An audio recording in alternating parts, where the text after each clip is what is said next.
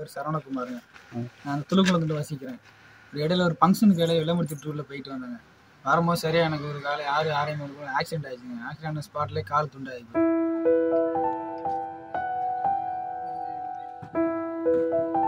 அப்புறம் நான் கவர்மெண்ட்டு போய் பார்த்தேன். கவர்மெண்ட்டில் பார்க்க முடியாதுனாங்க. திருநெல்வேலி ஜிஹெச்சில் போய் பார்த்தோம். பார்த்ததால கால் எடுக்குன்ட்டாங்க. மொத்தம் ஒரு 5 லட்ச ரூபா செலவாகுன்னு சொன்னாங்க. 5 லட்ச ரூபா என்கிட்ட காசு கிடையாது. நானே ஏழைப்பட்டவன். நான் கூட அன்னாடு காட்சி நம்மள தான் பார்த்துக்கிட்டு இருக்கேன்.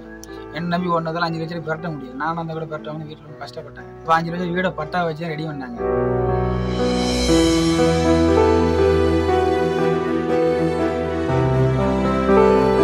கட்ட முடியுமா? சின்ன வரைக்கும் வட்டி கட்ட முடியல எங்களால்.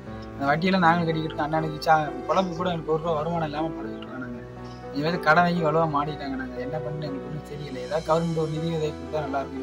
என் வீட்டுக்கார மக்கள் எனக்காச்சும் வேலை கொடுத்தா இன்ன வரைக்கும் என்னால் ஒரு ரூபாய் வேலைக்கு போக முடியும்.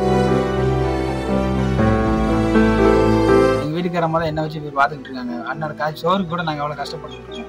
என்ன வச்சு வருமானம் ஓடின குடும்பம் இப்போ வருமானம் இல்லாமல் கஷ்டப்படுது. இந்த மாதிரி கவர்மெண்ட்ல கூட ஒரு நிதி கூட வாங்கலாம். நீங்கள் தான் ஏதாவது பார்த்து கவர்மெண்ட் தொகையை கொடுத்தா ஏதோ வேலைகளே கொடுத்தா கூட எனக்கு போதும். அண்ணனோட காய்ச்சி நாங்களே பார்த்துக்கிறோம்.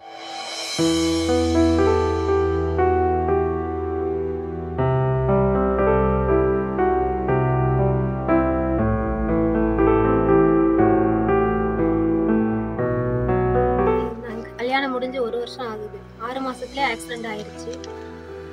இது வரைக்கும் எங்களுக்கு கவர்மெண்ட் எந்த ஒரு ஹெல்ப்புமே பண்ணல. நாங்களும் வேலைக்கு வண்டிக்கெல்லாம் எழுதி மனு கொடுத்துட்டு வந்துட்டோம். வண்டிக்கு இப்பதான் போய் மனு கொடுத்துட்டு வந்திருக்கோம். 1 மாசம் ஆகுது. ஆனா அதுக்கும் எந்த ஒரு இதுவுமே பதிலுமே சொல்லலை யாருமே.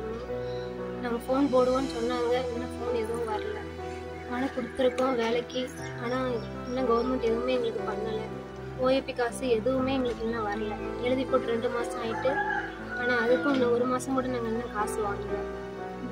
இந்த வீட்டில் தான் நாங்கள் இருக்கோம் எல்லாருமே. கவர்மெண்ட் இதில் ஏதாவது ஒரு ஹெல்ப் பண்ணால் நல்லா இருக்கும். செய்திகளை உடனுக்குடனும் துல்லியமாகவும் தெரிந்து கொள்ள சப்ஸ்கிரைப் பண்ணுங்க.